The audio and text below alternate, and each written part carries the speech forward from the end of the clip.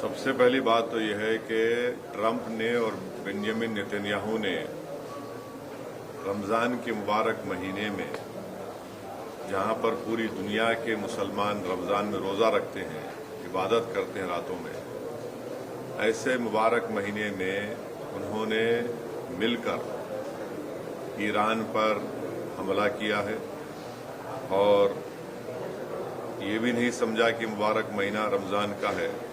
मगर खैर वो तो इंसानियत को नहीं मानने वाले हैं बेंजामिन नेतन्याहू, और जो हमला हुआ ईरान के ऊपर हम उसकी मजम्मत करते हैं।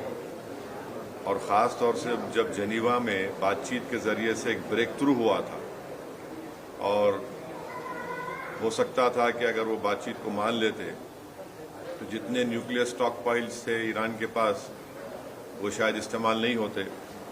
मगर अब इन्होंने मिलकर ईरान पर हमला किया, जिसकी वजह से 200 से ज़्यादा लोगों की मौत हुई है और एक लड़कियों के स्कूल में 108 जो बच्चियां स्कूल में पढ़ते हैं उनकी मौत हो गई। आयतुल्लाह खामेनी की मौत हुई है और मैं इसको इमोरल और अनलॉफुल एक्ट मानता हूं आयतुल्लाह खामेनी की मौत को। और मेरी तरफ से, हमारी पार्टी की तरफ से ना सिर्फ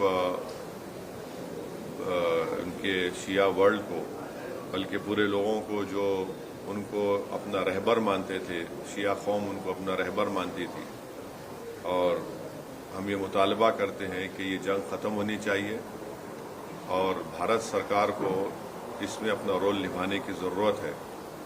और हम उम्मीद करते हैं कि मौजूदा बीजेपी की सरकार आयतुल्लाह खामेनी की मौत को कंडेम करेगी, इस जंग को रुकाने की पूरी कोशिश करेगी, क्योंकि याद रखिए कि 10 मिलियन के करीब भारत के नागरिक गल्फ कंट्रीज़ में काम करते हैं। और अभी इत्तला आई कि ओमान के पोर्ट पर शायद हमारे एक इंडियन वर्कर की जख्मी भी हुए हैं।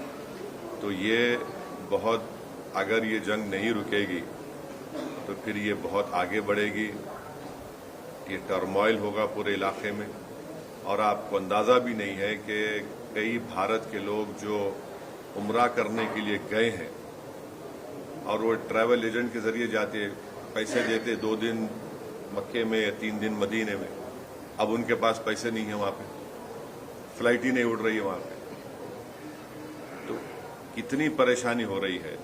और साथ ही साथ आप ये भी बात जानते हैं कि हमारे जो पड़ोसी मुल्क है और जो इजराइल है, ये दोनों मुल्क अपने पड़ोसियों को चैन से जीने नहीं दे रहे।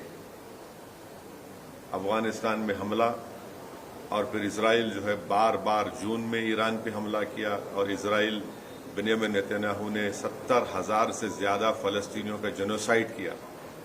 ये जेनोसाइडल रजीम है और जो हमेशा शरारत करते रहते हैं। तो ये मेरे एहसासात हैं अपनी पार्टी की तरफ से, और मैं उम्मीद करता हूं कि हमारी गवर्नमेंट ऑफ इंडिया खामनेई की मौत की मजम्मत करेगी।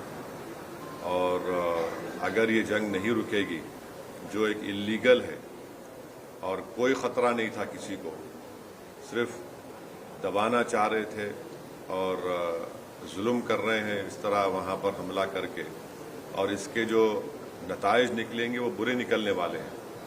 हम लोग अंडर एस्टिमेट कर रहे हैं, ये ख़त्म होने वाली नहीं। अगर ट्रंप और नेतन्याहू समझ रहे हैं कि रजीम चेंज होगा ईरान में, मैं नहीं समझता कि रजीम चेंज होने जाने वाला है।